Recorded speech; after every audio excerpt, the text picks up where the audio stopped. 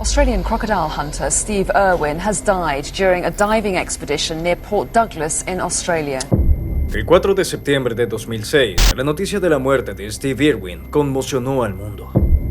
Aquel día, el carismático cazador de cocodrilos, conocido por enfrentarse a los animales más peligrosos del mundo y por sus labores conservacionistas, se encontraba rodando un documental cerca de Port Douglas, cuando un trágico accidente le costó la vida. La tragedia devastó a su familia y a los millones de fans que tenía a lo largo de todo el mundo. Esta es la historia de los últimos aterradores minutos de su vida. Aquel 4 de septiembre, Steve Irwin y su equipo se encontraban en Bad Reef, Queensland, rodando Ocean's Deadliest para Discovery Channel. El día estaba nublado y las condiciones no eran las mejores para echarse a la mar, pero Steve, siempre tan apasionado y valiente, decidió seguir adelante. Una decisión fatal. Pero no todos se sentían tan motivados como Steve.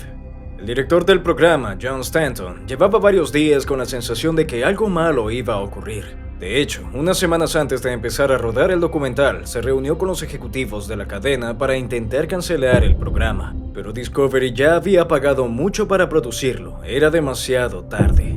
Acompañado de su cámara e íntimo amigo Justin Lyons, Steve dejó atrás el barco principal, el Croc One, y se adentró en el mar en un bote para descubrir la salvaje vida oceánica, aprovechando para grabar material para el documental de su hija, Bindi, The Jungle Girl. Estaba a punto de anochecer cuando el australiano tomó la decisión de internarse en el agua. No sabía que aquellos serían los últimos momentos de su vida. Llevaban unos minutos rodando en aguas poco profundas cuando algo captó la atención de Steve. Una raya de cerca de 2 metros. En un principio tenían la intención de grabar a tiburones tigre, pero el descubrimiento de aquel enorme animal era demasiado bueno como para dejarlo pasar. Tanto él y Justin sabían que las rayas no eran animales agresivos. Cuando estos animales sienten peligro, se alejan nadando rápidamente o se esconden debajo de la arena. Rara vez atacan a personas y si lo hacen es porque se sienten amenazadas.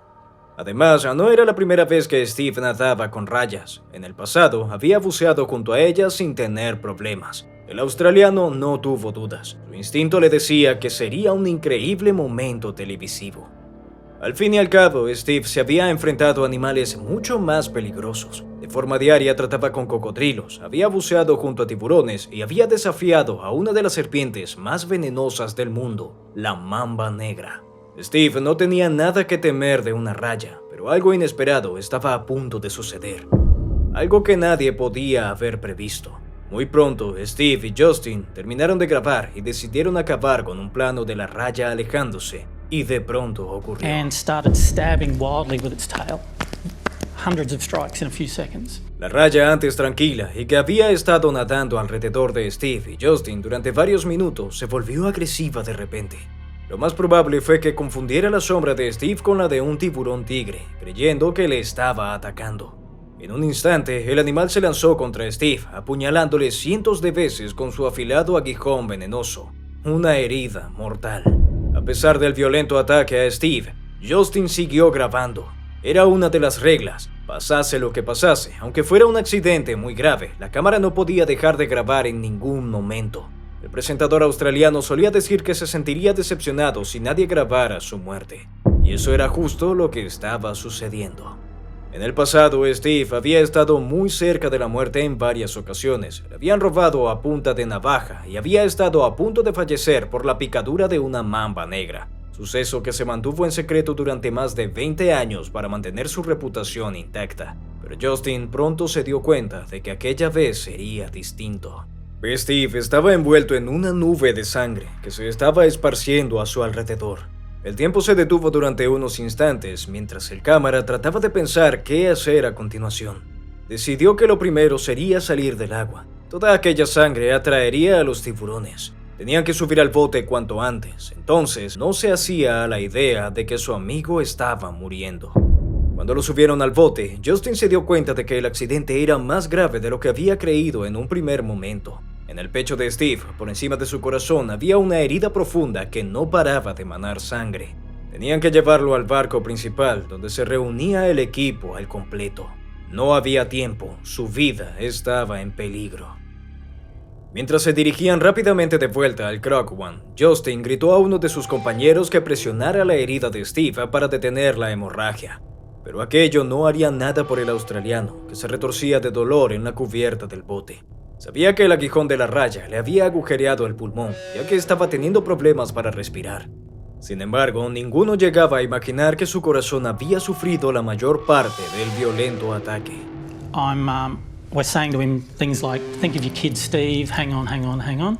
Conforme el Krog One se iba haciendo más grande en la distancia, Justin trató de hacer todo lo posible por mantener a Steve consciente. Agarrándole de la mano, no paraba de decirle que aguantara, que pensara en su familia, en su esposa, en sus hijos. Tenía que resistir, pronto vendría la ayuda. Entonces Steve alzó la vista y se dirigió a Justin con una tranquilidad pasmosa y le dijo, «Me estoy muriendo». Fueron sus últimas palabras. Pero Justin todavía tenía esperanzas. Cuando alcanzaron el Krog One, empezó a realizar maniobras de reanimación pulmonar a su amigo. Durante más de una hora, mientras el barco se acercaba a tierra firme, no se detuvo. Un segundo cámara grababa los hechos, pensando que si lo hacía, el australiano despertaría. Esperaban un milagro. Sin embargo, cuando llegaron al puerto, los médicos lo declararon muerto al instante. Incluso si hubieran llegado antes al hospital, no podrían haber hecho nada por Steve. Su corazón estaba destrozado. Steve Irwin tenía 44 años. Su mujer, Terry, y sus hijos, Bindi y Robert, se encontraban de viaje en Tasmania cuando recibieron el mensaje. Terry no quería creerlo, ni siquiera tuvo tiempo para llorar la muerte de su marido. Tenía que decírselo a sus hijos y llevarlos de vuelta a Australia para el funeral. Today the world has lost a great wildlife icon. La noticia de la muerte de Steve Irwin no tardó en conocerse, sacudiendo al mundo. Millones de personas lloraron la pérdida de El Cazador de Cocodrilos, que había encandilado a las audiencias de todo el mundo gracias a su energética y divertida personalidad y por su forma única de transmitir su amor hacia los animales.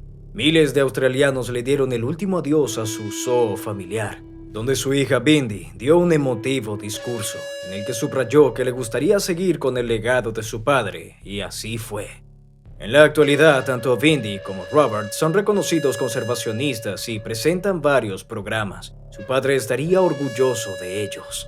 Por su parte, Terry tomó las riendas del zoológico tras la muerte de Steve, donde la familia sigue reuniéndose ante el público para alimentar cocodrilos, al igual que hacía Steve. No volvió a casarse. Steve había sido el único y verdadero amor de su vida.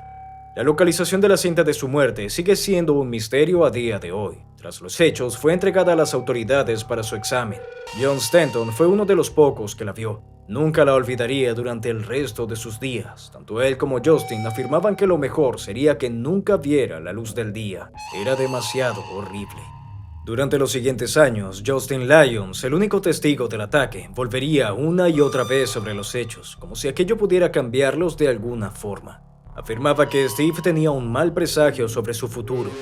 Poco antes de empezar a grabar Ocean's Deadliest, se dirigió a todo su equipo entre lágrimas, agradeciéndole su trabajo uno a uno.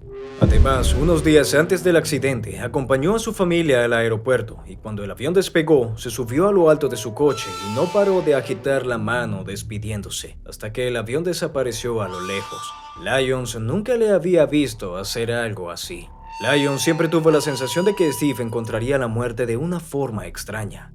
No sería por culpa de un cocodrilo o un tiburón. Era tan bueno con los animales, afirmaba Justin. Be remembered for passion and enthusiasm.